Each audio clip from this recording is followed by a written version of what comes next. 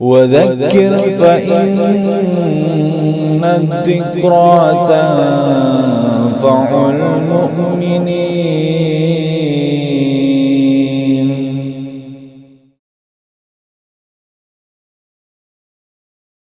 Bismillahirrahmanirrahim. Innal hamdalillah nahmaduhu wa nasta'inuhu wa nastaghfiruh wa na'udzu billahi min syururi anfusina wa sayyiati a'malina may yahdihillahu fala mudhillalah wa may yudlil fala hadiyalah. Asyhadu an la ilaha illallah wahdahu la syarikalah wa asyhadu anna Muhammadan abduhu wa rasuluh.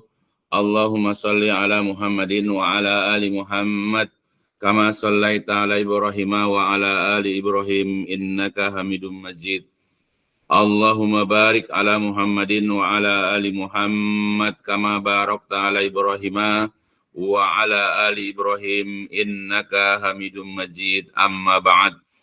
Fa inna asdaqal hadis kitabullah wa khairal hadi hadi Muhammadin sallallahu alaihi wasallam wa syarrul umuri muhdatsatuha fa inna kulla muhdatsatin bid'ah wa kulla bid'atin dolalah wa kulla dolatin finnar. Alhamdulillah kita bisa jumpa lagi pada sesi yang kelima, pekan yang kelima. Ya mudah-mudahan apa-apa yang telah kita dengar, kita sama-sama pelajari pada beberapa pekan yang lalu dapat memberikan faidah, minimal menambahkan ilmu kepada kita, dan juga mudah-mudahan ya pelajaran-pelajaran ke depan juga dapat ya kita pahami dan dapat kita ambil faidah atau manfaatnya. Ya karena semua apa yang kita pelajari ini insya Allah ya akan ya membuka, ya akan menambah kepada kita wawasan tentang ilmu agama kita. Ya karena sudah dijelaskan pada beberapa pelajaran yang lalu, ya Allah sudah mengabarkan kepada kita, Allah Jalla wa'ala sudah menginfokan kepada kita bahwasanya tidak ada seseorang pun di dunia ini yang hidup kekal. Tidak ada orang yang hidup ya selama-lamanya, karena semua orang itu pasti akan merasakan yang namanya kematian. Ya sebagaimana banyak sudah dijelaskan di dalam ayat-ayat. Kendati pun ya, ada orang-orang yang berusaha menghindar, ada orang berusaha menjauhi dari kematian, pasti kematian akan datang. Ya tidak ada orang yang bisa lari ya selamanya dari yang namanya kematian. Ya, bahkan di zaman dahulu, yaitu di zaman sebelum Nabi kita Muhammad SAW, orangnya itu usianya panjang-panjang, 100, 200, bahkan kita tahu ya Nabi Nuh alaihissalam itu umurnya saja sampai 950 tahun. Ya tetapi sekarang ya kondisi beliau, ya kondisi Nabi Nuh itu tinggal cerita aja buat kita. Ya, tinggal apa kisah yang bisa kita ambil pelajaran saja. Ya, nah itu. Jadi sudah berlalu masa-masa itu. Nah, maka itu persiapkanlah.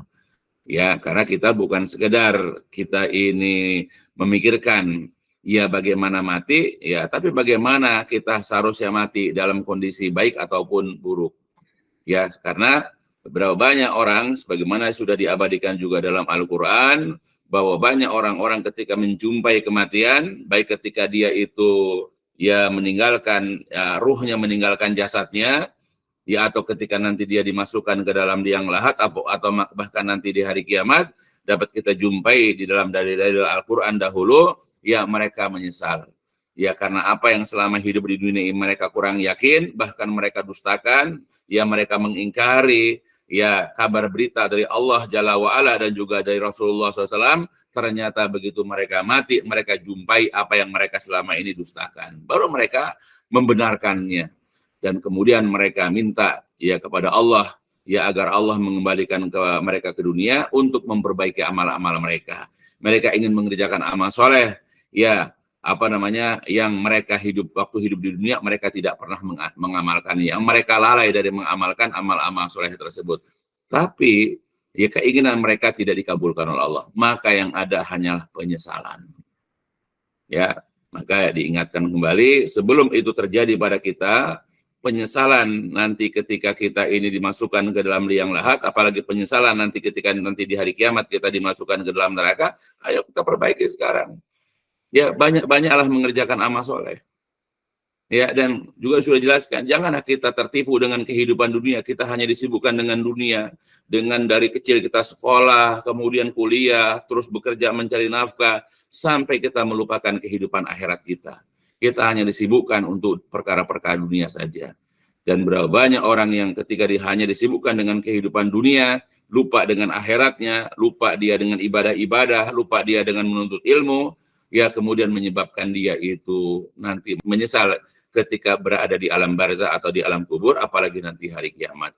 Ya, tetapi itulah karena memang sedikit sekali, ya jarang sekali orang memahami ilmu agama dengan baik, karena kebanyakan mereka pandainya, ya cerdasnya hanyalah masalah-masalah dunia, ya sehingga mereka disibukkan hanya dengan dunia saja.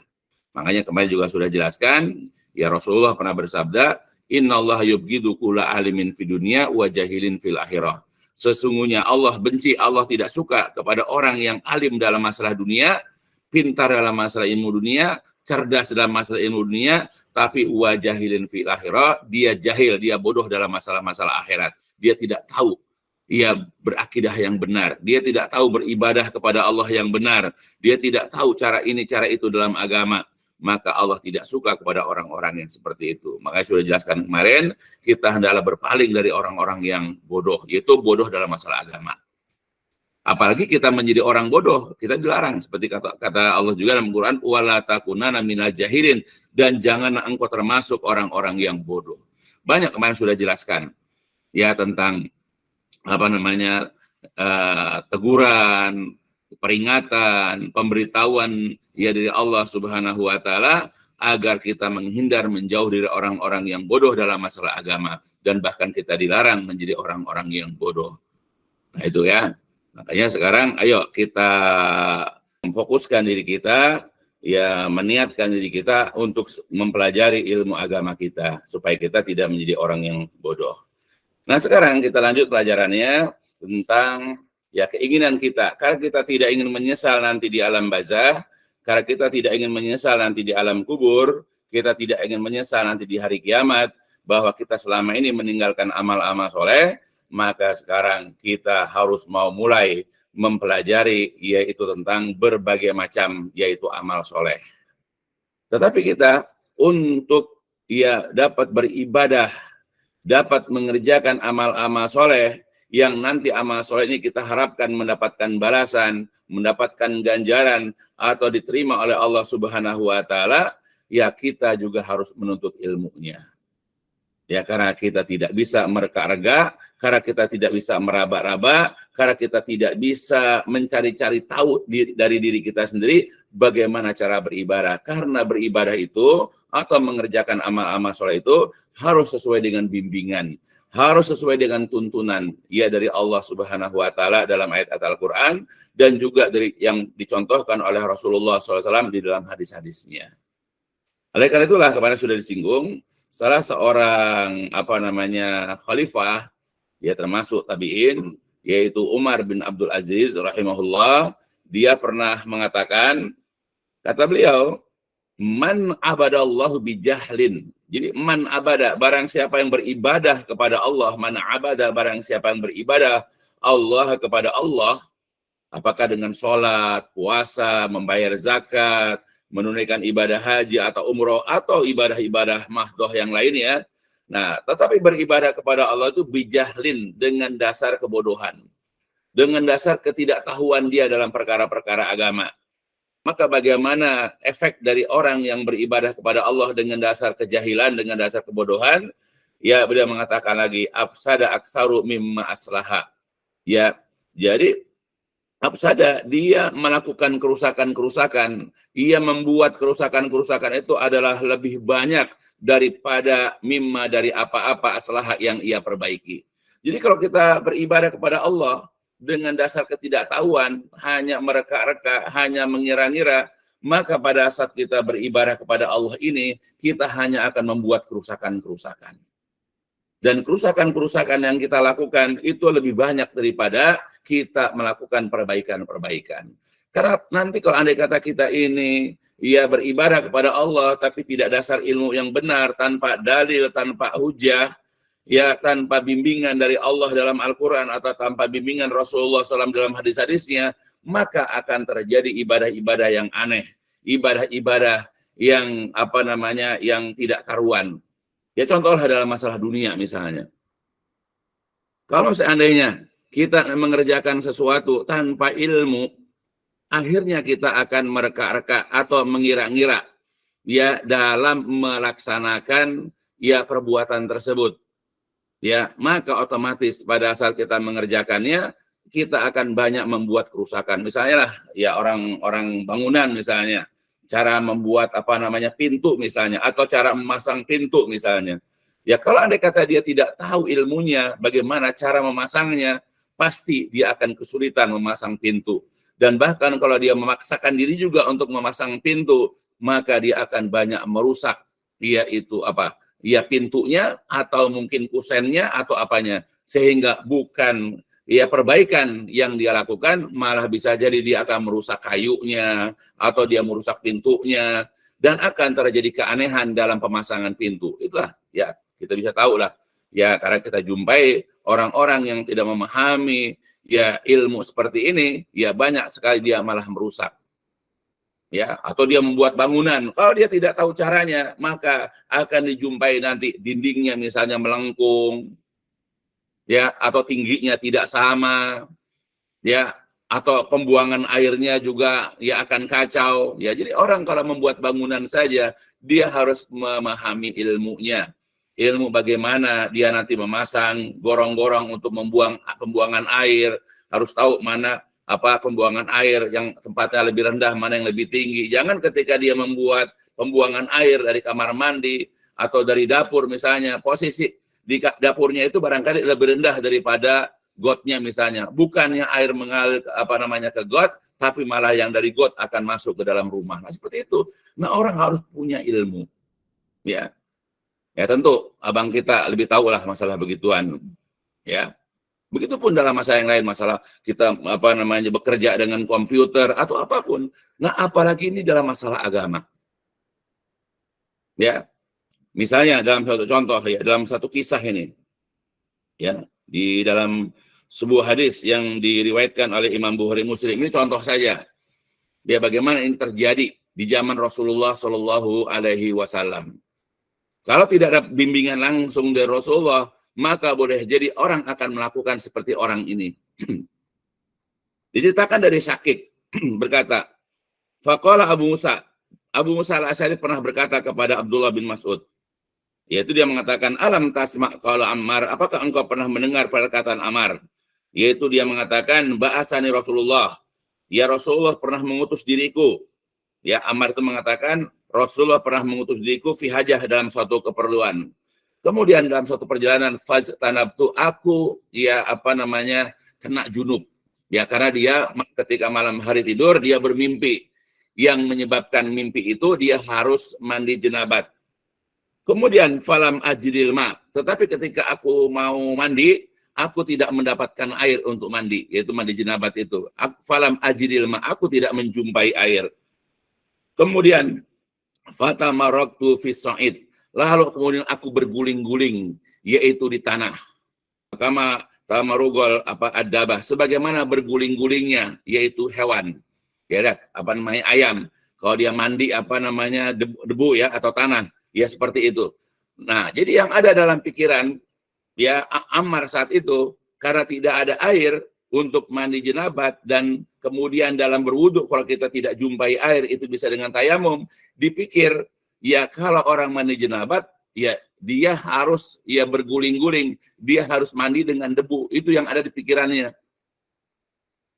Kemudian aku datang kepada Nabi SAW, fadakartu dalika, lalu aku ceritakan yang demikian itu lahu kepadanya. Ya, aku ceritakan, ya maksudnya Ammar bercerita kepada Rasulullah tentang apa yang dilakukan, bahwa dia itu malamnya bermimpi yang menyebabkan mandi jenabat, lalu ketika dia hendak mandi jenabat ternyata tidak ada air, lalu akhirnya dia berguling-guling di tanah atau di debu, sebagaimana hewan berguling-guling di tanah atau di debu.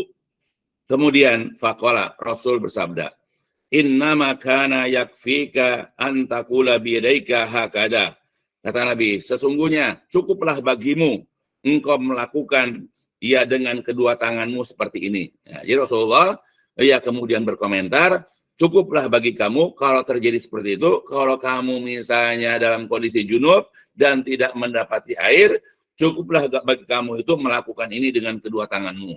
Kemudian Rasulullah dorobaya biyadaihi al-arda, Nabi menepukkan ke tanah kedua tangannya, dorbatan wahidah, dengan satu tepukan, summa kemudian masaha shimal ala yamin, kemudian mengusap yaitu tangan kiri atas tangan kanannya, wa zahir, dan kemudian juga telapak dua tangannya dan wajahnya. Ya, seperti jadi cukup dengan tayamum. Jadi jangan seperti yang dilakukan oleh kamu tadi, itu berguling-gulingan. Nah itu, jadi kita perlu ya menuntut ilmu. Jangan nanti ketika kita seperti itu ya kemudian kita melakukan hal yang keliru. Jadi kalau kita tanpa ilmu bisa jadi kita akan melakukan seperti itu. Maka dengan dia datang kepada Rasulullah lalu menjelaskan kepada Rasulullah apa yang terjadi, Rasulullah kemudian yaitu memperbaiki kesalahan daripada Ammar itu, yaitu cukup dengan saja walaupun dalam kondisi junub, walaupun dalam kondisi setelah bermimpi. Ya karena alasannya, ujurnya karena tidak ada air. Ya itu, jadi cukup dengan tayamum saja. Ya, jadi kalau seandainya kita juga belum pernah dengar hadis ini barangkali, lalu suatu waktu berjalan, ya atau melakukan safar di satu daerah yang kita tidak jumpai air atau sulit mendapatkan air, lalu kita sebagai manusia barangkali bermimpi yang menyebabkan kita junub, boleh jadi kita akan melakukan apa yang dilakukan seperti Ammar barangkali. Jadi kita ini untuk mengerjakan sesuatu, apalagi ini ibadah, harus berdasarkan ilmu. Jadi ketiadaan ilmu inilah yang menyebabkan kita jadi mengira-ngira. Kita menduga-duga, oh barangkali begini caranya. Atau mungkin yang lain misalnya. Kalau seandainya kita ini dalam suatu perjalanan lagi, lalu kita berwudu dengan menggunakan alas kaki, menggunakan sepatu atau kaos kaki barangkali. Kalau kita tidak memahami ilmunya, maka kita melakukan wudu seperti wudu biasa. Lalu kemudian akhirnya pada saat bahagian kaki, boleh jadi kalau kita tidak pernah belajar hadis, kalau kita tidak pernah belajar agama dengan baik, kalau kita tidak tahu cara bersuci, ya kalau kita tidak tahu cara berwudu ketika menggunakan sendal atau sepatu, boleh jadi kita akan membasuh, kita akan menyiram sepatu kita atau kaos kaki kita. Kalau kita tidak pernah belajar. Tapi kalau kita belajar, kita tahu bahwa ternyata kita berwudu seperti wudu biasa. Lalu ketika pada giliran kaki, kita hanya mengusap. Jadi setelah selesai semuanya, tinggal bahagian kaki, lalu kita kemudian mengusap bahagian atas sepatu atau sendal kita. Atau kita mengusap bagian atas mata kaki kita, tanpa kita basahi. Nah itu kalau dengan dasar ilmu. Tapi kalau tidak dasar ilmu, kita pasti akan membasahi. Kita akan menyiram sepatu, sendal, ataupun kaos kaki kita. Nah itu, makanya pentingnya ilmu. Karena segala sesuatu saja, bahkan dalam ilmu-ilmu dunia saja, dibutuhkan ilmu. Apalagi ini dalam beribadah kepada Allah. Apalagi ini nanti kita dalam masalah berakidah. Kita harus berdasarkan ilmu. Tidak boleh kita mengerjakan ibadah-ibadah atau melakukan perkara-perkara agama hanya berdasarkan perkiraan. Hanya berdasarkan akal atau logika kita. Atau berdasarkan hawa nafsu kita. Kita hendak melakukan sesuatu, lalu berdasarkan yaitu kepada keinginan kita, maka ini akan dapat sesat dan menyesatkan. Begitu juga ada lagi kisah yang lain, ya, yang bisa dilihat dalam hadis riwayat Imam Abu Daud, ya, Daruqutni dan yang lain-lainnya. Jadi hadis ini diriwayatkan dari Jabir, ya, kata beliau Jabir ini, ya kami pernah keluar dalam suatu perjalanan atau safar. Lalu kemudian ada seseorang ditimpa ya batu ya. Jadi tertimpa batu. Ia itu kepalanya. Fa syajjahu, lalu kemudian kepalanya itu terluka. Ya, lalu terlukalah bagian kepalanya. Ya karena tertimpa batu ya sehingga bocor kepalanya. Kemudian di waktu malamnya tidur, lalu dia bermimpi. Yang menyebabkan mimpi itu harus mandi jenabat. Kemudian dia bertanya kepada kawan-kawannya. Fasa'ala ashabahu, lalu dia bertanya kepada kawan-kawannya. Faqala hal tajiduna li rukhsah, ya, apakah kalian jumpai ada keringanan untuk saya, ya, dalam dalam bertayamum, ya? Apakah ada kalian jumpai dalil, maksudnya keringanan buat saya untuk bertayamum, nggak harus mandi karena tadi kepala saya luka? Kemudian mereka kawan-kawan yang mengatakan, la tajidu laka rukhsah, engkau tidak mendapatkan rukhsah, kamu tidak mendapatkan keringanan, ya, maka engkau tetap, ya, untuk mandi, ya, karena engkau mampu untuk mandi. Wa anta taqdiru alal ma, engkau mampu untuk menggunakan air untuk mandi. Kemudian fakta salah, lalu dia pun mandi seperti mandi jenabat. Kemudian dengan sebab itulah lukanya bertambah parah, ya, yang harusnya dia itu, ya, baik-baik saja, tapi gara-gara kena air, ya, karena dia mandi jenabat, maka kemudian lukanya bertambah parah, famata, lalu dia pun meninggal dengan sebab itu. Famata.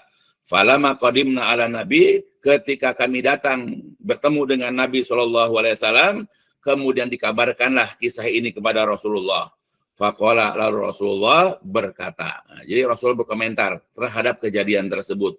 Qataluhu qatalahumullah, mereka telah membunuh orang itu. Qatalu, mereka orang-orang yang berfatwa, orang-orang yang menerangkan, menjelaskan, ya, tentang masalah ini, telah membunuh orang tersebut. Qataluhu, ya, hati-hati ini dalam berfatwa, dalam memberikan penjelasan agama juga hati-hati, ya. Bukan masalah nanti bakalan mati saja. Bagaimana kalau andai kata kita berfatwa, kita menjelaskan suatu perkara agama, malah memasukkan orang itu ke dalam neraka, lebih parah lagi. Ini aja adalah masalah dunia saja begitu.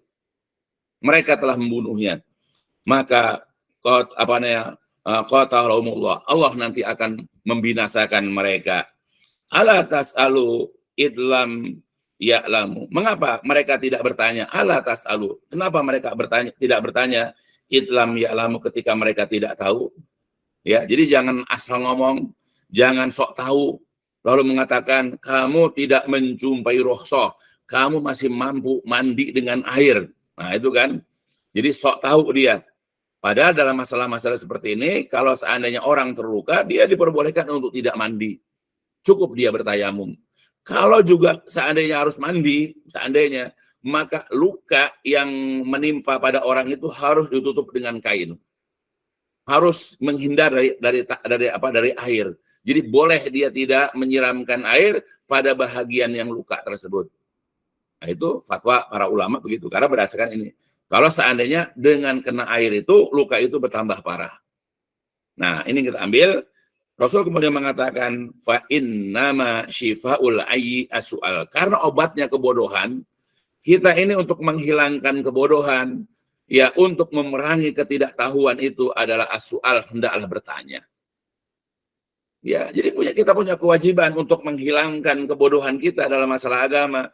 Kita wajib menjauhi kebodohan-kebodohan dalam masalah agama dari diri kita. Dan salah satunya itu adalah dengan cara bertanya. Fa innama shifa'ul ayyi as-su'al. Karena obat kebodohan itu adalah bertanya. Nah, kemudian Rasulullah menjelaskan kepada mereka yang melaporkan itu, ya, jadi kalau andai kata ada orang terluka seperti itu, maka cukup bagi dia menepuk tangan, ya, ke atas tanah, lalu kemudian tayamum. Itu dalam hadis panjangnya. Cukup seperti itu. Ya, jangan seperti fatwa orang atau penjelasan orang-orang yang tidak tahu, tapi dia sok tahu, kamu harus mandi. Nah, efeknya ketika mandi, lukanya terkena air, bertambah parah, dan akhirnya meninggal gara-gara ucapannya itu. Ya, makanya kalau kita tidak tahu, janganlah kita mengamalkan sesuatu yang tidak kita ketahui. Apalagi menjelaskan perkara itu kepada orang lain yang kita tidak mengetahui ilmunya. Karena berbahaya dalam dunia saja, di dunia ini saja bisa berbahaya, membahayakan orang. Ya, orang bisa terbunuh atau orang bisa terluka parah atau apa misalnya. Ya, apalagi nanti dengan sebab dia menjelaskan perkara ini bisa menyebabkan orang ya masuk dalam neraka, aliyadzubillah. Maka dalam hadis ini Rasul mengatakan, kenapa mereka tidak bertanya ketika mereka tidak tahu? Kan obatnya kebodohan itu adalah bertanya. Nah, makanya salah satu kita ini memerangi, menjauhi atau menghilangkan kebodohan itu adalah dengan cara bertanya. Dan ini pun sesuai dengan apa yang difirmankan oleh Allah Subhanahu wa taala. Ya. Jadi Allah ya pernah memerintahkan dalam ayat-ayatnya kepada kita dia untuk senantiasa bertanya.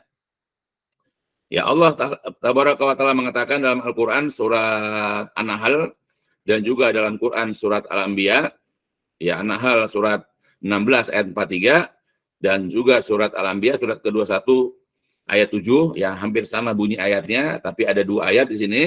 A'udzubillahi minasyaitonirrajim. Wa ma arsalna min qablika illa rijalan nuhi ilaihim fas'alu ahla dzikri in kuntum la ta'lamun.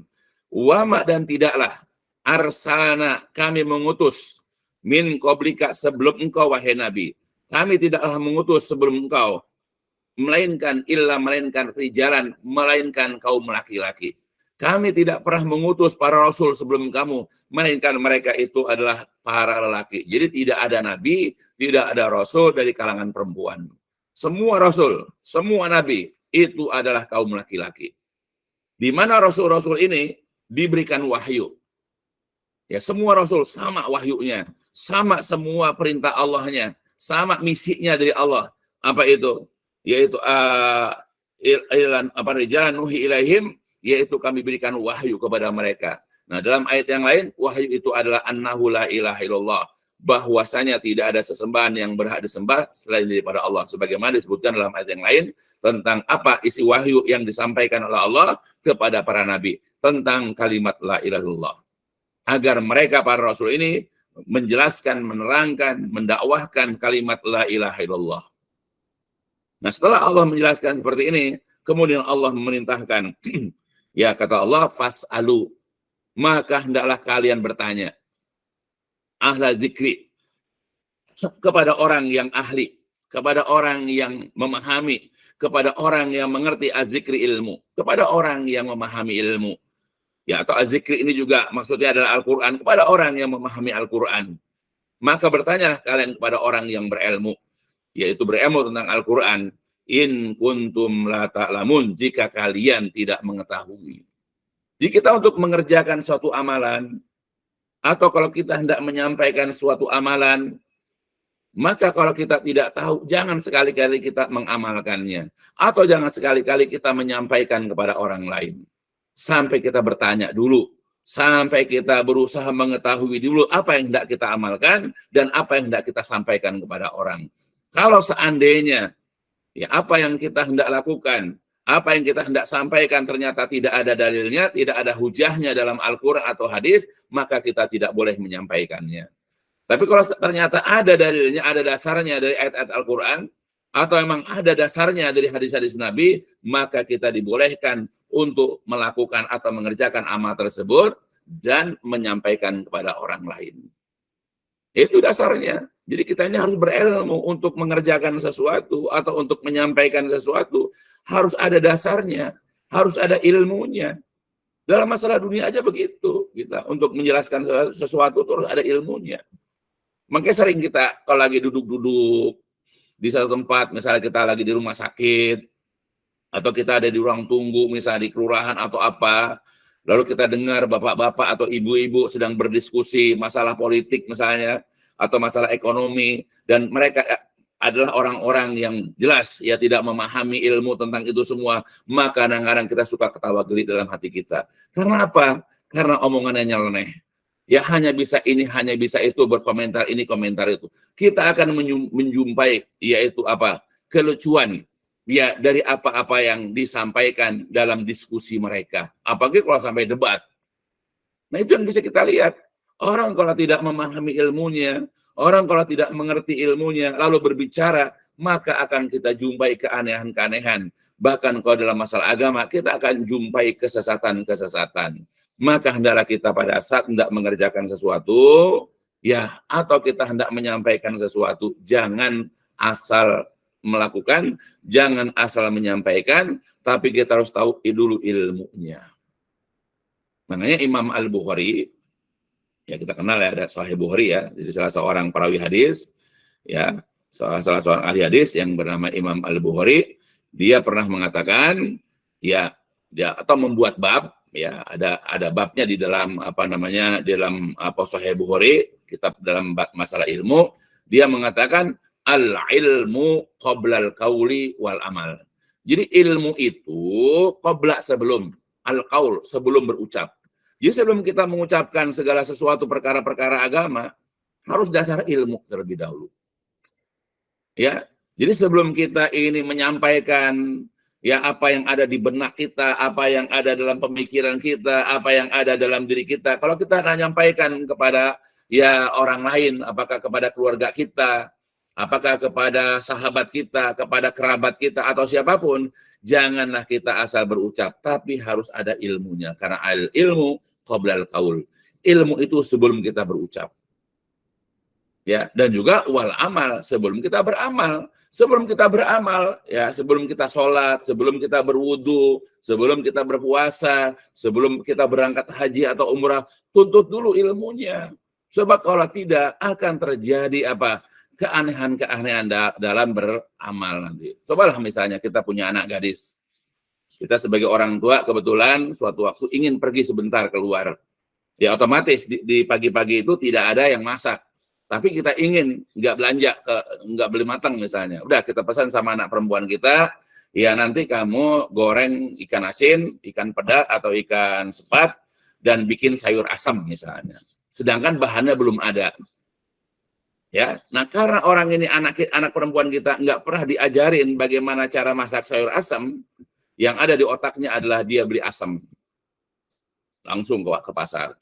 Ya beli asam, dia masak tuh asam, dia rebus misalnya. Ya, karena dia nggak tahu cara masak sayur asam, atau kalau juga dibelikan bahannya, pasti ya akan kita berasa mungkin keasinan, atau mungkin nanti keaseman, atau hambar, atau apa. Jadi kalau anak kita suruh dia masak, sedangkan kita tidak pernah mengajarkan anak kita masak, apalagi anak kita juga tidak berbakat untuk masak, tapi dia memaksakan diri ikut perintah orang tuanya untuk masak, maka kita akan rasakan masakan itu ada keanehan. Apakah keasinan, atau keaseman, atau hambar, atau apa lagi. Nah itu, jadi kita untuk menyuruh anak kita masak saja harus kita ajarkan dulu.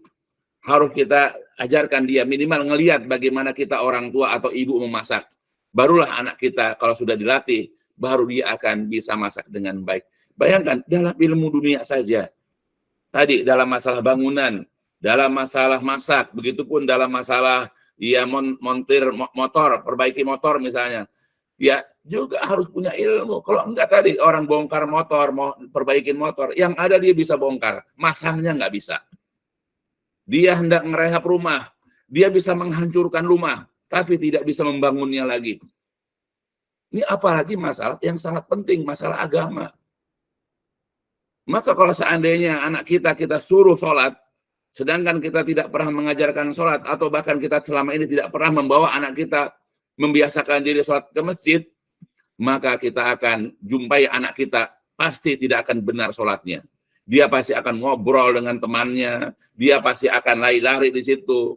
Kalau sholat juga dia akan nengok kanan, nengok kiri, bahkan ke belakang. Jadi tidak fokus ke tempat sujud. Ya, ketika orang-orang baca, ya dengan misalnya dengan suara yang lirih, dia pasti akan cuma monyong-monyong lembut, dia hanya baca was-was. Karena dia dengar orang-orang ada ucapan, tapi dia sendiri nggak tahu, maka kita akan jumpai anak kita yang masih kecil itu, ya akan bersuara yang tidak jelas, bahkan mengganggu orang yang sholat. Kenapa? Karena kita tidak pernah ajarkan anak kita. Karena kita tidak pernah biasakan dia ke masjid. Bahkan kalau kita suruh sholat di rumah sendiri, maka dia akan memperpanjang sujudnya. Bahkan dalam sujudnya, dia tidak akan bangkit-bangkit lagi karena dia tertidur. Kalau anak-anak kan lucu, begitu. Tapi kalau orang tua suruh beramal sholat, sedangkan dia tidak tahu, maka akan terjadilah yaitu kehebohan, akan terjadi kekeliruan atau kesalahan. Jadi kita apalagi dalam masalah agama, ya kita harus berilmu. Makanya ilmu itu kata Imam Al-Bukhari, sebelum kita berucap, sebelum kita menyampaikan perkara-perkara, sebelum kita berdakwah, sebelum kita menasehati, sebelum kita menyampaikan ilmu-ilmu agama kepada orang, hendaklah kita berilmu terlebih dahulu. Begitupun pada saat kita hendak mengerjakan berbagai macam ibadah, yang kita lakoni, yang kita kerjakan sebagai umat Nabi, maka berilmulah terlebih dahulu. Ya, sebab kalau andai kata kita beramal atau kita menyampaikan perkara-perkara agama, sedangkan kita tidak memahami ilmunya, maka kerusakan yang kita buat ya dalam agama ini akan lebih banyak daripada perbaikan-perbaikan. Makanya munculnya aliran-aliran sesat yang kita jumpai di negeri kita, ya, ada orang sholat 3 waktu, ada orang sholat dengan bahasa daerah masing-masing, dulu kan pernah terjadi, atau banyak lagi yang lain. Karena mereka tidak memiliki ilmu yang pantas. Mereka tidak memiliki ilmu yang benar. Karena mereka mengamalkan ajaran agama, mengajarkan perkara agama itu dengan dasar akalnya dan hawa nafsunya. Ya, jadi penting menuntut ilmu itu. Ya, kita bukan hanya sekedar dengan ilmu kita ini ya lurus jalan hidup kita di dunia ini. Ya, makanya ya luangkan waktu terus untuk menuntut ilmu. Jangan hanya disibukkan kita dalam masalah-masalah dunia atau ilmu dunia sehingga kita lalai. Sholat kita selama ini masih ya kurang sempurna, atau bahkan boleh jadi sholat kita ini selama ini hanya ya sekedar gerakan-gerakan yang tidak kita tahu dasar atau dalilnya. Itu jadi penting bagi kita. Nah, salah seorang ahli tafsir ya bernama Syekh Abu Bakar Jabil Al-Jazairi dalam kitab tafsirnya, dia mengatakan wujubu su'ali ahli ilmi. Jadi wajib bertanya kepada ahli ilmu. Ya, jika kata beliau dalam kitab tafsirnya yaitu kitab Aisar At-Tafasir, beliau mengatakan wujub. Ya, wujub itu wajibnya. Soal bertanya ahli ilmi kepada ahli ilmu ala kulli man la ya'lamu umur dinihim. Ya, wajib bertanya kepada ahli ilmu atas segala ya yang tidak diketahui dari perkara-perkara agamanya. Apakah berupa akidah, ibadah ataupun hukum. Nah, jadi kalau kita tidak tahu akidah kita, kalau kita tidak tahu bagaimana cara ibadahnya kita, kalau kita tidak tahu bagaimana tentang hukum agama kita, belajarlah. Bertanyalah minimal. Atau kalau kita enggan atau malu bertanya, ikutlah kajian-kajian. Karena di kajian-kajian nanti akan dijelaskan bagaimana akidah seorang muslim, bagaimana cara beribadah seorang muslim, bagaimana sebetulnya umat Islam ini terhadap hukum Islam. Ya, jadi kalau kita pengen cepat tahu, banyak bertanya. Begitupun dia dalam tafsir yang lain, dia juga mengatakan ta'ayyun su'ani ahli ilmi fi kulli ma la ya'lamu illa min tariqihim min umuri din wal akhirah. Jadi berkewajiban untuk bertanya kepada ahli ilmu pada segala hal yang tidak diketahui.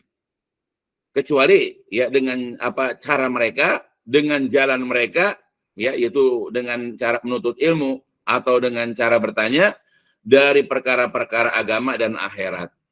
Ya, jadi kalau kita ingin tahu perkara-perkara agama yang tidak boleh tidak kita harus bertanya atau kita harus ikut kajian-kajian, ya itu caranya.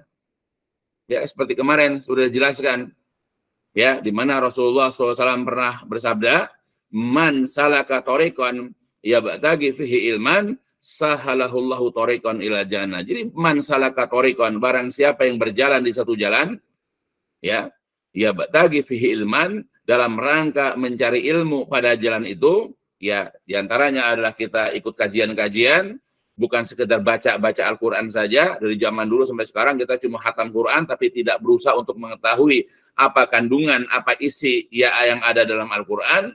Ya, tapi kita berusaha sekarang mengetahui isinya. Ya, maka dengan sebab kita ini berada di atas suatu jalan untuk menuntut ilmu, apakah kita ikut kajian atau kita kita tanya kepada orang-orang yang berilmu? Ya, kata Rasulullah, sahalahullahu, maka Allah akan mudahkan lahu bagi dia jalan menuju surga. Jadi kalau kita ini meluangkan waktu kita, menyempatkan diri kita untuk menuntut ilmu, maka dengan sebab itu ya Allah akan mudahkan bagi kita jalan menuju surga. Kenapa? Karena dengan menuntut ilmu kita jadi tahu mana yang halal, mana yang haram, mana yang wajib dan mana yang tidak, mana yang harus kita lakukan dan mana yang harus kita tinggalkan, mana jalan yang bisa menyebabkan kita masuk ke dalam surga, mana jalan yang bisa menyebabkan kita masuk neraka, mana perkataan-perkataan, mana perbuatan-perbuatan yang menimbulkan ridho Allah, mana perkataan atau perbuatan yang bisa menimbulkan keburukan. Kita jadi tahu dengan kita belajar Quran, belajar hadis misalnya.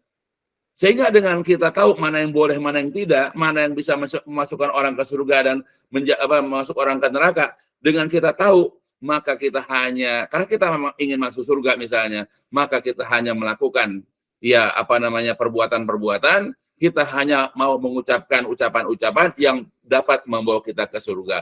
Maka dengan sebab itulah kita memilih dan memilah perkataan dan perbuatan kita.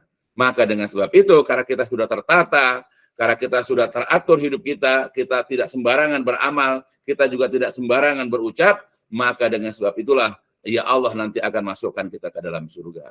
Nah, jadi salah satunya itu adalah dengan apa? Yaitu dengan menuntut ilmu. Ya bagi fihi ilman, dalam rangka mencari ilmu pada jalan tersebut. Ya, salah satunya sekarang kita ini. Ya, kita nuntut ilmu walaupun dengan cara online misalnya. Ya, mudah-mudahan ini bisa membuka kejahilan kita selama ini dalam masalah agama, ya mudah-mudahan nanti seterusnya, ya ketidaktahuan kita, ya tentang masalah agama, dengan kita belajar, ya sehingga kita tahu mana yang boleh dan mana yang tidak. Nah, itulah pentingnya. Maka kita diperintahkan, ya untuk mempelajari ilmu. Ya, makanya tadi, ya Allah Jalla wa'ala, begitu juga Rasulullah, menyuruh kepada kita untuk bertanya. Nah, kalau kita enggan, atau kita malu bertanya, ya cukuplah bagi kita untuk datang ke kajian-kajian, mendengarkan kajian. Apakah kajian-kajian itu secara offline, ya apakah secara tatap muka atau secara online? Ya, kita dengarkan kajian-kajian yang disampaikan, di mana kajian-kajian itu kebetulan guru kita menyampaikan berdasarkan kepada ayat-ayat Al-Quran dan hadis-hadis Nabi, sehingga kita tahu mana yang boleh dan mana yang tidak. Di antaranya lagi ada sebagaimana yang diceritakan, yang dicontohkan dari salah seorang istri Nabi, yaitu Aisyah radhiyallahu anha. Beliau pernah mengatakan, Ni'man nisa, nisaul ansor. Sebaik-baik wanita adalah wanita ansor. Ya, itu pujian dari Aisyah radhiyallahu anha kepada wanita-wanita ansor. Wanita ansor adalah wanita yang penduduk pribumi kota Madinah. Kalau muhajirin, orang yang dari Mekah hijrah ke Madinah. Kalau orang-orang Madinah yang menerima kedatangan Nabi dan para sahabat, ya ketika berhijrah, nah orang-orang yang menerima kedatangan itu namanya orang-orang Ansor. Nah, jadi wanita Ansor adalah wanita yang memang asli penduduk Madinah. Nah, jadi kata Aisyah, sebaik-baik wanita adalah wanita Ansor. Kenapa mereka itu dikatakan wanita yang terbaik? Kenapa? Lam yamna'hunna al-haya ayyatafaqahunna fiddin. Jadi rasa malu itu tidak mencegah mereka. Lam yamna', tidak mencegah hunna mereka al-haya, rasa malu. Rasa malu tidak mencegah mereka ayyatafaqahna, untuk mempelajari, untuk mendalami fiddin, perkara-perkara agama. Gitu. Ya. Jadi wanita-wanita Ansor ini, ya bahkan dalam beberapa riwayat hadis, mereka pernah datang kepada Rasulullah, ya untuk memberikan waktu luang, ya bagi mereka untuk mempelajari agama. Ya, mereka minta kepada Rasulullah agar Rasulullah meluangkan waktunya, ya bagi mereka untuk mengajarkan perkara-perkara agama untuk mereka. Ya, sebagian nanti akan dijelaskan dalam masalah bab ilmu yang lain. Itu ya. Itu pujian daripada Aisyah radhiyallahu anha terhadap wanita Ansor, di mana mereka yaitu giat, di mana mereka itu bersemangat untuk mendalami ilmu agama. Ya karena mereka paham. Ya, di mana dalam hadis yang lain juga Rasulullah pernah mengatakan pujian ya dari Rasulullah terhadap orang yang mau mendalami agama. Ya, beliau mengatakan di dalam hadisnya, may yuridillahi khairan. Jadi barang siapa yang Allah menghendaki kebaikan, man barang siapa atau siapa saja, yurid yang menghendaki, Allah, jadi barang siapa yang Allah menghendaki khairan, kebaikan kepada orang tersebut, maka yufaqihu fiddin, Allah pahamkan dia. Ya Allah dalamkan dia fiddin, dalam masalah agama. Ya, jadi ciri-ciri orang mendapatkan kebaikan adalah orang yang dia itu dalam masalah agamanya. Ya, memahami betul dalam masalah agamanya. Jadi kalau kita selama ini kurang paham dalam masalah agama, kita hanya paham dalam masalah-masalah ilmu dunia, kita paham komputer, kita paham masalah ekonomi, tapi kita tidak memahami masalah agama, berarti kita belum sebagai dikatakan diberikan kebaikan oleh Allah. Karena tanda-tanda kebaikan yang Allah berikan kepada seseorang itu kalau dia paham agama. Dia tahu cara berwudu yang benar, dia tahu cara sholat yang benar, dia tahu bagaimana puasa yang benar. Ketika dia haji atau umrah, dia tidak menyia-nyiakan ya waktunya untuk mendalami agama dulu, dalam mendalami bagaimana cara berhaji dan umrah yang benar.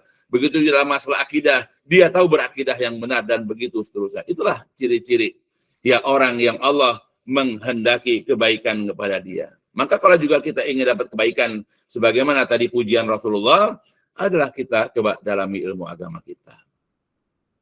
Ya, selama sekian tahun kita hidup di dunia ini, ya 20 tahun, 30 tahun, 40 tahun, 50 tahun, sudah paham belum kita dalam masalah agama? Jangan-jangan selama ini kita beribadah kepada Allah, sholat kita, puasa kita, itu tanpa dasar pemahaman agama yang baik. Hanya karena memang tradisi, hanya karena memang kebiasaan masyarakatnya begitu, kita ikut. Karena orang tua kita begitu, kita begitu. Orang tua kita sholat, orang tua kita puasa Ramadan, orang tua kita lebaran, kita juga begitu. Tanpa kita mengetahui, di surat berapa, ayat berapa ada perintah sholat. Di surat berapa, ayat berapa ada perintah tentang puasa dan begitu seterusnya. Tapi cara puasa kita, cara sholat kita, apakah kita sudah mencontoh? Ya, Rasulullah SAW.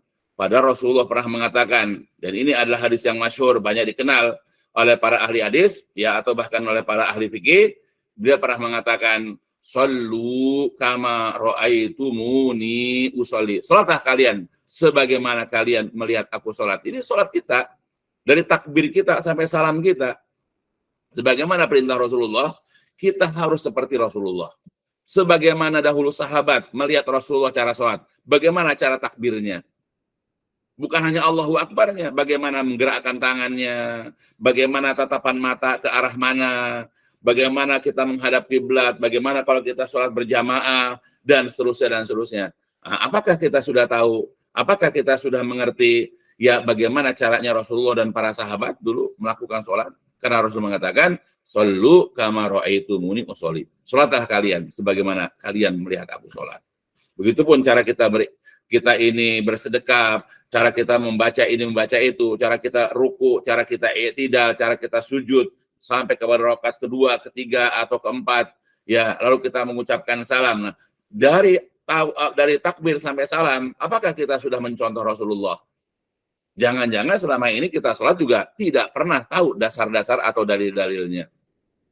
Ya, karena dulu mungkin orang tua kita, ya ayah kita, ya mungkin karena ketidakpahaman juga tidak pernah mengajarkan, hanya menyuruh tapi tidak mengajarkan. Nah, maka bagi kita sebelum itu terlambat, ayo kita belajar sedikit demi sedikit. Yang mungkin nggak ada waktu, ya banyak baca buku yang benar, banyak baca buku yang sahih, ya supaya kita ini bisa beribadah dengan benar. Karena kita beribadah ini harus pakai dalil. Kita beribadah ini harus pakai ilmu. Ya, tidak boleh kita mereka-reka, tidak boleh kita ini menduga-duga saja. Nah, ini sebagaimana disebutkan dalam Al-Quran, surat Yusuf, surat ke-12, ayat 108, Allah Jalla wa'ala berfirman, "A'udzubillahi minasyaitonirrajim. Qul hadhihi sabili ad'u ila Allahi ala basiratin ana wa man ittaba'ani wa subhanallah wa ma ana minal musyrikin." Jadi Allah mengatakan, "Qul," katakan wahai Nabi, "hadhihi ini adalah, Islam ini adalah sabili, jalan hidupku." Jadi Islam ini adalah sabilku, jalan hidupku. Jadi buat kita juga harus menjadikan Islam adalah jalan hidup kita. Dari sejak kita lahir sampai kita mati, Islam itu adalah jalan hidup kita. Jangan bertukar jalan. Tetap kita jaga Islam kita sampai mati. Kata Allah, "Wala tamutunna illa wa antum muslimun." Janganlah kalian mati kecuali kalian sebagai seorang muslim. Islam adalah jalan hidup kita. Nah, ini kita ambil, "Ad'u," aku menyeru. Ya, jadi katakan wahai Nabi kepada umat manusia, khususnya kepada umatmu, umat Islam. "Ad'u," aku mengajak, aku menyeru, aku mendakwahi, yaitu manusia ilallah, kepada Allah. Ingat ya, dakwah itu, ya siapapun dia, siapapun dai-nya, siapapun kiainya, siapapun ustadznya, pada saat dia berdakwah, Berdakwalah mengajak orang kepada Allah, mengajak orang untuk beribadah kepada Allah. Tidak boleh mengajak orang ya untuk ikut kepada kelompoknya, kepada partainya, kepada golongan, tidak boleh. Mengajak untuk beribadah kepada Allah. Ya, jangan kepada sesuatu atau kepada seseorang. Nah, kemudian ala basiratin ana. Jadi syarat pertama dakwah itu adalah yaitu tujuan. Tujuan adalah mengajak beribadah kepada Allah. Kemudian caranya ala basiratin ana, yaitu di atas basiroh. Jadi caranya itu harus di atas basiroh. Nah, basirah ini adalah yaitu keterangan. Basiroh juga adalah penjelasan. Basiroh juga adalah ilmu. Basiroh juga adalah hujah atau dalil. Ya, jadi aku dan orang-orang yang mengikutiku mengajak orang lain, mengajak manusia beribadah kepada Allah berdasarkan kepada dalil, berdasarkan kepada hujah, berdasarkan kepada keterangan-keterangan yang ada. Nah itu. Jadi nggak boleh kita ngajak orang ibadah kepada Allah nggak ada basirohnya, nggak ada dalilnya, nggak boleh. Jadi pada saat misalnya saya ajak orang misalnya untuk beribadah kepada sholat misalnya, harus tunjukkan mana dalil perintah sholat. Kalau sudah jelas dari sholatnya, bagaimana cara sholatnya? Ya tadi, shollu kama ra'aitumuni sholli, sholatlah kalian sebagaimana kalian melihat aku sholat, kata Nabi, yaitu ikut Nabi. Karena Nabi adalah satu-satunya orang yang memang diperintahkan oleh Allah Jalla wa'ala, sebagaimana dalam Quran surat An-Nahl, ya tugas Nabi adalah menjelaskan tentang apa yang Allah turunkan. Allah turunkan apa? Al-Quran, menyuruh sholat. Dan kemudian Nabi menjelaskan bagaimana cara sholat, bagaimana cara takbir, bagaimana cara ruku', bagaimana cara i'tidal, bagaimana cara sujud, dan seterusnya sampai kepada salam. Maka cara sholatnya adalah sebagaimana yang dicontohkan Nabi. Begitupun wudu, begitupun yang lain-lainnya. Kita harus mencontoh Rasulullah. Ya, tidak boleh kita mereka-reka, tidak boleh kita nebak-nebak, tidak boleh kita ini ya menduga-duga cara ibadah yang Allah perintahkan dengan ya hawa nafsu kita, dengan pemahaman kita sendiri. Karena ini akan menjadikan kita sesat dan menyesatkan nanti. Nah itu dari pertama. Ya, bahwa kita ketika mengajak orang beribadah kepada Allah itu harus berdasarkan ala basirah, berdasarkan kepada basirah, keterangan atau dalil. Dan ini bukan hanya Nabi, tapi juga wa manit taba'ani, orang-orang yang mengikutiku. Jadi ada orang-orang yang mengikuti Nabi. Jadi kalau kita menjadi orang-orang yang mengikuti Nabi, harus berdakwah seperti Nabi. Mengajak orang beribadah kepada Allah dan harus pakai dalil. Ya, nah itu. Dalil pertama. Begitu juga dalam ayat yang lain yang kemarin juga kita sudah baca dalam Quran surat Al-Isra, surat ke-17, ayat ke-36, Allah Subhanahu wa taala berfirman, A'udzubillahi minasyaitonirrajim. Wala taqfu ma laisa laka bihi ilmun. Dan janganlah engkau mengikuti. Dan janganlah takfu engkau mengikuti ma sesuatu. Laisa yang tidak ada laka bagimu. Bihi tentang sesuatu itu ilmu. Janganlah engkau mengikuti sesuatu yang tidak ada ilmu bagimu. Jadi kalau kita tidak ada ilmunya tentang sesuatu, tidak ada ilmunya tentang bagaimana kita berucap, tidak ada ilmunya tentang bagaimana kita beramal, tidak ada ilmunya tentang bagaimana kita berzikir atau berdoa, nggak ada dalilnya, maksudnya nggak ada ilmunya, janganlah kita ikuti. Jadi Allah sudah melarang, jangan engkau mengikuti. Ya, jangan ikut-ikutan. Ketika ada orang melakukan ini, kita ngikut. Ketika ada orang berucap ini, kita ngikut. Padahal kalau kita tanya dalilnya, kalau kita tanya dasarnya, kalau kita tanya hujahnya, argumennya, dia tidak tahu. Maka sebelum kita mengamalkan sesuatu, sebelum kita mengucapkan sesuatu, tanya dulu hujahnya, tanya dulu dalilnya. Di Quran surat berapa, ya ayat berapa, dan di hadis riwayat siapa. Itu supaya kita terpelihara, terjaga dari kesalahan. Ya, kenapa? Karena inna sam'a wal basara wal fuada kullu ulaika kana anhu mas'ula. Karena sesungguhnya pendengaran, penglihatan, dan juga hati, semua nanti di hari kiamat akan dimintai tanggung jawab. Karena sumber orang meyakini sesuatu, sumber orang mengamalkan atau mengucapkan sesuatu, biasanya dari apa yang dia dengar. Ya, ustadz yang ngomong A, terus dia rekam, nanti dia juga mengerjakan. Nah, itu ditanya antar. Waktu kamu dengar dari ustadz kamu begini-begini, ada dalilnya enggak? Ada tanya telinga. Yang kedua, sumber kita juga melakukan sesuatu atau mengucapkan sesuatu dari apa yang kita lihat. Kita lihat misalnya di TV, ustadz-ustadznya yang lucu-lucu itu misalnya. Nah, terus nanti kemudian kita juga beramal seperti ustadz yang kita lihat itu. Yang ketiga, yaitu hati. Karena hati inilah yang suka nimbang-nimbang. Kayaknya bagusnya begini deh, kayaknya bagusnya begitu. Yang ini kayaknya nggak bagus. Jadi bagus atau tidaknya berdasarkan kepada dirinya sendiri, hawa nafsunya. Nah, nanti semua itu akan dimintai tanggung jawab. Kullu ulaika kana anhu mas'ula. Semuanya itu nanti akan mas'ulan, akan ditanya atau dimintai tanggung jawab. Makanya di awal tadi Allah mengatakan, jangan engkau mengikuti sesuatu yang tidak ada ilmu bagimu. Jadi kalau kita nggak ada ilmunya, lebih aman, kita jauhi. Jangan kita ikut-ikutan dalam mengamalkan dan mengucapkannya. Bahaya kalau nanti di hari kiamat kita ditanya, kenapa kita sholat, kenapa sholatnya begini, kenapa kamu puasa, kenapa puasanya begini, kenapa kamu haji atau umroh, kenapa haji umroh kamu begini, ya, kenapa kamu minum khamar, ada enggak ininya, kenapa kamu berjudi, kenapa kamu begini, semua nanti tanya. Apa-apa yang pernah kita lakukan di dunia ini nanti akan dimintai tanggung jawab satu persatu. Nanti akan dihisap di hari kiamat. Percaya ataupun tidak percaya kita, ragu ataupun tidak, siap ataupun tidak, nanti kita akan berjumpa dengan hari perhitungan. Semua nanti akan ditanya. Bahkan amal-amal kita juga ditanya nanti ilmunya gimana. Ya, dari mana kita mengerjakan ini? Dasarnya apa? Siapa yang mengajarkan? Ya.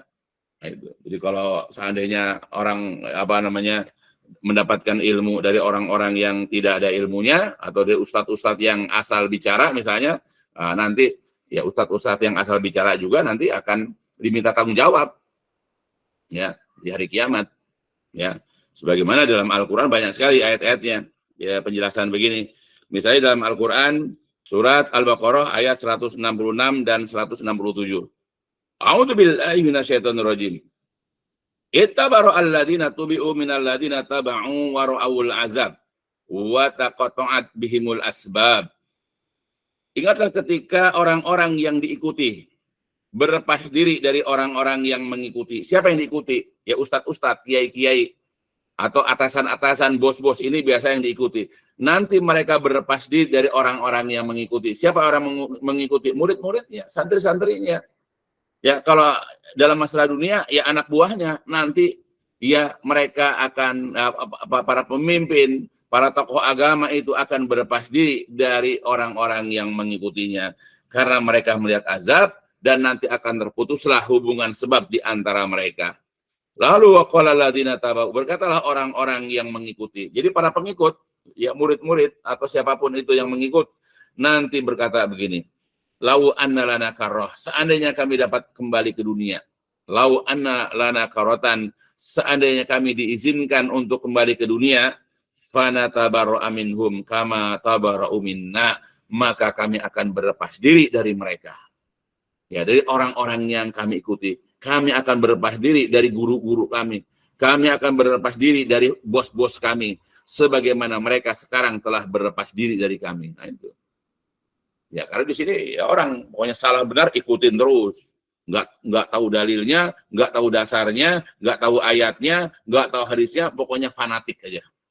Tapi nanti di hari kiamat mereka menyesal. Karena ketika guru-guru mereka, panutan-panutan mereka nanti berlepas diri dari mereka. Makanya mereka minta kepada Allah, kalau seandainya mereka dapat kembali ke dunia, mereka akan berlepas diri. Iya, dari guru-guru mereka, dari bos-bos mereka, sebagaimana mereka telah berlepas diri kami. Kata Allah, demikianlah kadzalika yurihimullahu a'malahum, demikianlah Allah telah menampakkan kepada mereka amal-amal perbuatan mereka, hasaratin alaihim, sebagai bentuk penyesalan bagi mereka, wa mahum, dan sekali-kali mereka ya bi kharijina minan nar, dan sekali-kali mereka tidak akan dapat keluar dari neraka. Jadi orang-orang yang mengikuti, yaitu para santri, para murid atau anak-anak buah, tidak dapat keluar dari neraka sebagaimana orang-orang yang mereka ikuti. Dan ayat-ayat seperti ini di Quran banyak sekali. Ya. Makanya kita dalam masa ini jangan ikut orang, tapi yang kita ikuti dalil. Jangan ngikutin ustadz, jangan ikutin kiai. Ya, tapi yang kita ikuti adalah ajarannya berdasarkan Al-Qur'an Sunnah atau tidak, berdasarkan dalil-dalil atau tidak. Karena kita mengikuti Al-Qur'an Sunnah, inilah yang akan menyelamatkan kita, yang akan menyebabkan kita ini tidak tersesat.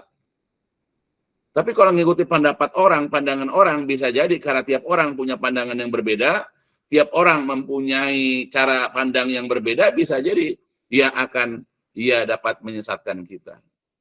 Makanya dalam sebuah hadis dan banyak lagi hadis-hadis yang lain, Rasulullah mengatakan begini. Kata beliau, "Taraktu fikum syai'aini lan tadillu ba'dahuma, kitaballah wa sunnati wa la yatafarraqa hatta yarida alayal haudha." Ya, jadi kata beliau, "Taraktu, aku telah tinggalkan, aku telah wariskan fikum pada kalian." Jadi sebagai nabi mewariskan kepada umatnya syai'ain, dua hal, dua perkara. Lan tadiru, di mana dengan dua perkara ini kalian tidak akan tersesat. Ya, ba'daha, setelah berpegang teguh kepada keduanya. Ya, setelah kita berpegang teguh kepada kedua perkara ini, di mana kedua perkara ini adalah diwariskan oleh Rasulullah, ditinggalkan oleh Rasulullah untuk kita, ya, maka kita tidak akan tersesat. Apa dua perkara yang ditinggalkan, yang diwariskan oleh Rasulullah SAW kepada kita? Yaitu kitab Allah, kitab Allah Al-Quran, wa sunnati, dan sunnahku, yaitu hadis maksudnya. Jadi kalau kita ingin tidak tersesat, baik di dalam belajar, baik dalam beramal, baik di dalam berdakwah, maka kita tidak boleh berpaling atau melepaskan salah satu di antara keduanya, apalagi kedua-duanya, yaitu Al-Quran dan Sunnah, tidak boleh. Dan keduanya walayatafarraq, dan keduanya tidak boleh terpisah. Ya, kedua hal ini, Sunnah, Al-Quran dan Sunnah ini tidak boleh terpisah, baik kita ketika belajar, atau ketika kita beramal, atau ketika kita berdakwah. Ya, hatta yarida alayal haud, sampai apa? Kedua-duanya nanti berjumpa dengan saya di telaga, sampai nanti hari kiamat maksudnya. Ya, jadi kita di dalam belajar agama kita, ya, atau ketika kita mengamalkan ajaran-ajaran agama kita, atau kalau kita ingin menasehati, menyampaikan perkara-perkara agama kita kepada orang lain, ya jangan kita melepaskan diri kita, yaitu dari Al-Quran dan Sunnah. Ya, karena ada satu hal yang memang diperintahkan oleh Rasulullah. Bahkan dalam hadis yang lain, Rasul pernah mengatakan juga, "Qad ya Isa, ayyubada bi ardikum walakin radiya ayyuta'a fi ma siwa dalik mimma tahaqaruna min a'malikum." Sesungguhnya setan telah berputus asa dari disembah di muka bumi kalian ini. Nah, jadi setan, dia disembah di muka bumi ini, dia telah berputus asa. Dia merasa tidak mungkin orang-orang menyembah dia sebagaimana kita menyembah Allah. Tetapi yang diinginkan oleh setan, tetapi yang diridhoi oleh setan, yang disukai oleh setan adalah yaitu ayyuta'afi masiwadalik, yaitu dia dipatuhi, dia ditaati dalam perkara selain itu. Di antaranya adalah mimma tahaqaruna, kalian menganggap enteng, kalian menganggap remeh sebahagian dari amal-amal kalian. Jadi kalau kita sudah menganggap remeh satu amalan, cuma sunnah doang, sekali-kali nggak apa-apa saya tinggalkan, misalnya begitu, menganggap remeh amal, itu sudah menyenangkan setan. Setan sudah ridho dengan atau senang dengan sikap kita yang meremehkan amal-amal kita. Maka sebab itu, fahdaruha, waspadalah kalian, berhati-hatilah kalian terhadap sikap meremehkan amal ini. Nah, ini kita ambil, inni qad taraktu fikum ma ini tasamtum bihi falan tadilu abadan, kitabullah wa sunnatu nabihi. Jadi kata Rasulullah, qad taraktu fikum, aku telah tinggalkan kepada kalian, aku telah wariskan kepada kalian, sesuatu yang ini tasamtum bihi, sesuatu yang jikalau kalian berpegang teguh dengan apa yang aku tinggalkan ini, lan tadilu abadan, kalian tidak akan sesat untuk selamanya. Jadi Rasulullah kembali dalam hadis ini, dalam riwayat Imam Al-Hakim, beliau mengatakan, aku telah tinggalkan sesuatu yang ketika kalian berpegang teguh kepada sesuatu yang aku tinggalkan ini, kalian tidak akan tersesat abadan selama-lamanya. Apa yang Rasul tinggalkan untuk kita? Apa yang Rasulullah wariskan untuk kita, yang kalau kita berpegang teguh kepada warisan ini, kita tidak akan sesat selamanya. Apa itu? Yaitu kitabullah wa sunnatu nabihi. Yaitu kitab Allah Al-Quran dan sunnah nabinya, yaitu hadis-hadis. Jadi kalau kita hendak belajar kepada ustadz-ustadz di tempat kita misalnya, atau di kantor kita, atau di manalah di komunitas kita, ya kan suka ada kajian-kajian misalnya ya alumni SD kita, alumni SMP, alumni SMA, alumni tempat kuliah. Nah, sekarang udah banyak berkembang tuh kajian-kajian. Nah, maka ya yang kita ambil dari mereka adalah yaitu kitab Allah dan sunnah Nabi. Bukan hanya cerita-cerita saja. Bukan hanya bahan-bahan atau cerita-cerita yang lucu saja. Sehingga kita suka dengan ceramah-ceramah, tetapi tidak ada nilai. Tidak ada yang dapat kita ambil kebaikan-kebaikan dari apa yang disampaikan kepada kita. Karena hanya apa? Ya hanya itu aja, yang lucu-lucu aja. Ya, sedangkan ayat-ayatnya, hadis-hadis yang disampaikan tidak pernah ada.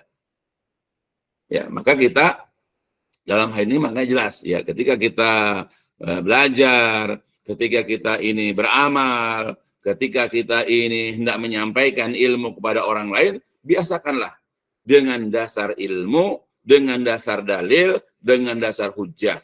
Dan itu berdasarkan kepada Al-Quran dan juga hadis-hadis Nabi Sallallahu Alaihi Wasallam. Jangan dari yang lainnya. Ya, karena sekarang banyak sekali guru-guru, banyak sekali ustadz-ustadz, ya, yang mereka berdakwah, mereka mengatasnamakan dakwah Islam, tetapi tidak pernah atau jarang di antara mereka menyampaikan ayat-ayat Allah ataupun hadis-hadis Nabi.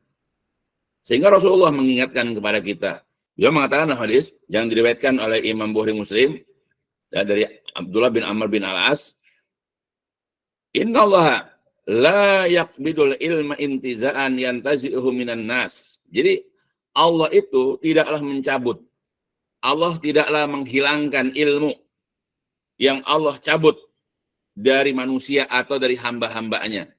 Ya, ingat. Jadi Allah tidak akan menghilangkan ilmu agama ini ya dengan sekali cabut, yang Allah ambil, yang Allah cabut dari manusia. Jadi misalnya yang tadi orang hafal 30 juz tiba-tiba nggak apa lagi. Yang tadi orang paham ilmu tauhid tiba-tiba dia hilang ilmunya. Bukan dengan cara begitu Allah menghilangkan ilmu. Karena nanti mendekati hari kiamat, ilmu agama itu akan hilang. Makanya Nabi mengatakan, la taqumus sa'ah illa ala syirarin nas. Tidak akan terjadi hari kiamat kecuali akan menimpa kepada seburuk-buruknya manusia. Ya, ingat hari kiamat tidak akan terjadi selama masih ada orang soleh, selama masih ada orang berilmu, masih ada orang yang beribadah kepada Allah. Karena hari kiamat itu akan menimpa orang-orang yang buruk agamanya. Ya, la taqumus sa'ah hatta la yuqala fil ardi Allahu Allah. Tidak akan terjadi hari kiamat sehingga di muka bumi ini ya orang tidak menyebut lagi nama Allah, nama Allah. Ya banyak lagi dari yang lain, bahwa nanti ketika hari kiamat terjadi, itu di mana ya orang-orang yang hidup pada zaman itu orang yang jauh dari agama. Bahkan nanti orang-orang yang soleh, orang-orang yang beriman akan diwafatkan oleh Allah. Nah, cara Allah menghilangkan ilmu bukan dengan cara dicabut dari orang-orang berilmunya, ilmu itu bukan. Tetapi cara Allah itu adalah walakin yakbidul ilma ya biqabdil ulama. Tetapi cara Allah menghilangkan, cara Allah melenyapkan, cara Allah mengangkat ilmu itu adalah dengan mewafatkan, yaitu orang-orang alimnya, orang-orang berilmunya. Jadi orang berilmunya diwafatkan satu persatu.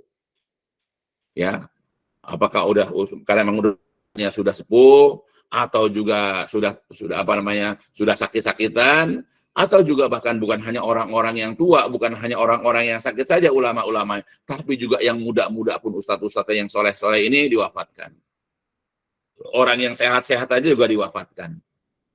Ya, jadi cara Allah menghilangkan ilmu itu adalah dengan cara mewafatkan orang-orang yang alimnya.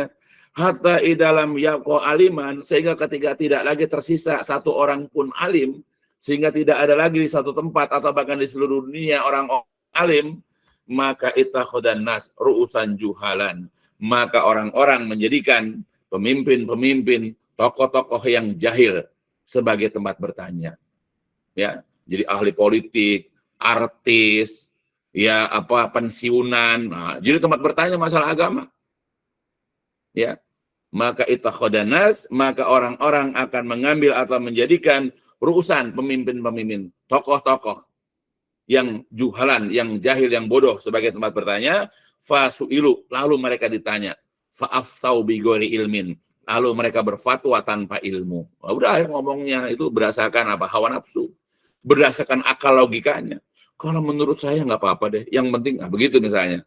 Kalau menurut saya kayaknya nggak boleh deh. Nah, jadi tanpa dibacakan dalil, tanpa dijelaskan ayat Quran ataupun hadis Nabi. Dan itu akan muncul. Zaman sekarang sudah banyak begitu. Ya, jadi nggak punya latar belakang agama yang baik, dia nggak pernah belajar bahasa Arab, dia tidak pernah belajar ilmu tafsir, dia tidak pernah belajar ya ilmu tauhid, dia tidak pernah belajar ilmu-ilmu yang lain, tiba-tiba dia jadi ustadz. Ya, maka dengan sebab dia berfatwa tanpa ilmu ini, fadollu, maka dia sesat. Jelas, karena berfatwa tanpa ilmu. Orang yang berfatwa tanpa ilmu, orang yang menjelaskan perkara tanpa ilmu itu dolu sesat. Dan bahkan wa adalu dan menyesatkan orang lain. Nabi sudah mengingatkan kepada kita. Ya, hati-hati makanya. Ya, janganlah kita menjadi orang yang sesat dan jangan pula kita menjadi orang yang disesatkan. Makanya kalau kita sudah memahami dengan baik, ya, jadi ketika orang menyampaikan perkara-perkara agama kepada kita dengan baik misalnya, ya, dan kita dengar ucapan-ucapannya selalu bersandarkan, selalu menyampaikan dalil-dalil dari Al-Quran ataupun hadis, ya, tenang kita. Jadi karena kita diajarkan agama memang dari sumbernya Al-Quran dan hadis. Tapi kalau seandainya ada orang menyampaikan perkara-perkara agama, ya, lalu tidak menyampaikan ayat hadis, hanya dongengan-dongengan. Ya, jadi guru saya bermimpi ketemu Rasulullah, guru saya mimpi bertemu dengan Syekh Abdul Qadir Jailani, begitu yang disampaikan. Ya, atau dia cerita di negara ini, di negara itu begini-begini, lalu diambil kesimpulan. Nah, coba apa dalilnya coba? Masa agama berdasarkan pengalaman orang? Masa sih agama hanya berdasarkan kepada mimpi-mimpi seseorang coba? Ya, ini tidak demikian. Ya, jadi agama itu berdasarkan kepada dalil.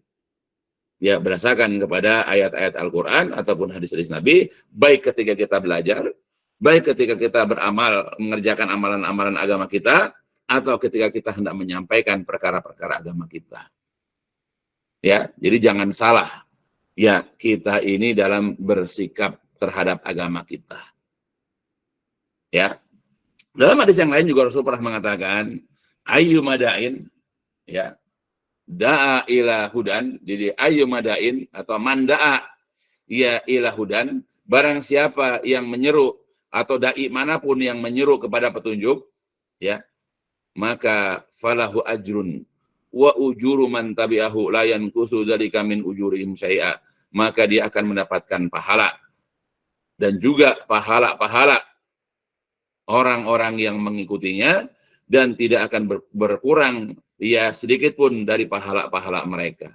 Jadi kalau andai kata ada orang, ada dai menyampaikan perkara-perkara agama itu ya di atas petunjuk, maka dia mendapatkan pahala. Kendati pun ya ada orang atau banyak orang yang tidak mau mengikuti petunjuknya, dia tetap dapat pahala karena dengan dakwahnya itu. Nah, apa itu petunjuk? Ya, manda'a ila hudan, barang siapa yang mengajak orang, mendakwahi orang kepada petunjuk, petunjuk itu jelas adalah Al-Quran. Zalikal kitabu la raiba fihi, seperti kata Allah dalam surat Al-Baqarah, di awal surat Al-Baqarah. Zalikal kitabu la raiba fihi. Itulah kitab yang tidak ada keraguan padanya, itu Al-Quran. Hudan, dan Al-Quran ini merupakan petunjuk lil muttaqin, bagi orang-orang yang bertakwa. Jadi maksud kata-kata manda'a ila hudan atau ayu mudain da'a ila hudan, hudan di sini adalah Al-Quran. Jadi kita barang siapa yang mengajak kepada petunjuk, barang siapa yang mengajak kepada Al-Quran, atau juga hudan disebutkan dalam hadis Nabi, fa inna khairal hadi hadi Muhammad. Sesungguhnya sebaik-baik petunjuk adalah petunjuknya Nabi Muhammad. Apa petunjuk Nabi Muhammad? Yaitu hadis-hadis Nabi.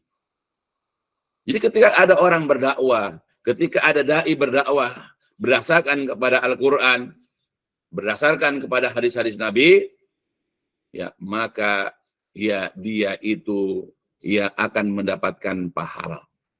Dia akan mendapatkan ganjaran kebaikan, diikuti orang ataupun tidak.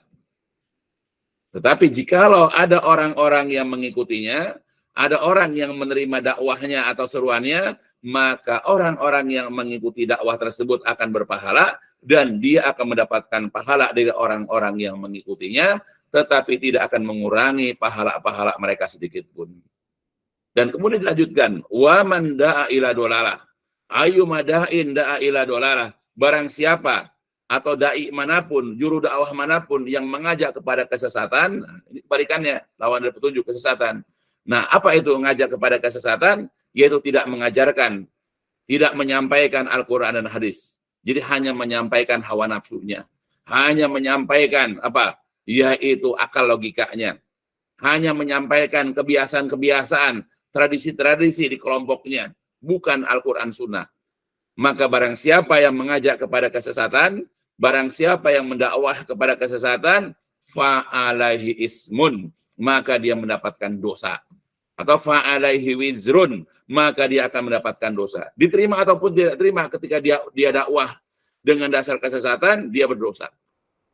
Apalagi dari sekian banyak orang yang didakwahi, banyak orang ikut pada ajaran dia, banyak pengikutnya, maka wa asamu wa auzaru man tabi'ahu, dan juga dia akan mendapatkan dosa-dosa dari orang-orang yang mengikutinya dan tidak akan berkurang dari dosa-dosa mereka sedikit pun. Alhamdulillah. Jadi kalau Anda kata ada orang mengajak kepada kesesatan, dia akan berdosa dan juga dosa-dosa orang yang mengikutinya. Jadi artinya dalam hadis ini, yang namanya dai itu, yang namanya juru dakwah, yang namanya orang menyeru itu, tidak hanya kepada petunjuk. Jadi enggak semua ustadz, enggak semua kiai itu mengajak kepada petunjuk, mengajak kepada kebenaran. Karena ada juga yang mengajak kepada kesesatan. Makanya diancam berdosa.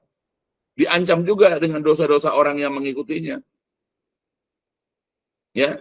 Jadi kita pada saat kita hadiri kajian, kita bisa melihat dia itu benar atau tidak dakwahnya. Lihat, pertama dari tujuan dakwahnya, ngajak kemana. Kalau dia ngajak beribadah kepada Allah, insya Allah benar. Nah, tapi lihat lagi, ketika dia mengajak beribadah kepada Allah, lihat dasarnya. Ya, bagaimana dasarnya? Apakah dia menyampaikan ayat Al-Quran dan hadis Nabi? Kalau dia menyampaikan, ya semua itu berdasarkan kepada Al-Quran dan hadis Nabi, berarti dia benar. Tapi kalau dari tujuan salah, atau tujuannya benar, tapi caranya salah, berarti juga tidak benar. Maka Rasul mengatakan lagi dalam hadis yang lain, inna akhwafa ma'akhafu ala ummati al-a'immatal mudillin.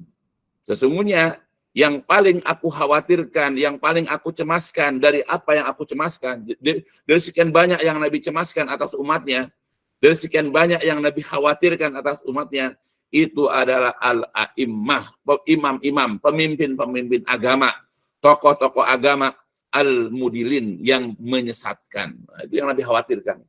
Sebab kalau orang biasa, tukang becak misalnya, pemulung misalnya, ya, atau orang-orang yang nggak ngerti agama, ya mereka orang rendahan misalnya, menyampaikan perkara agama, ya kita masa bodoh, kita pasti nggak mau dengerin.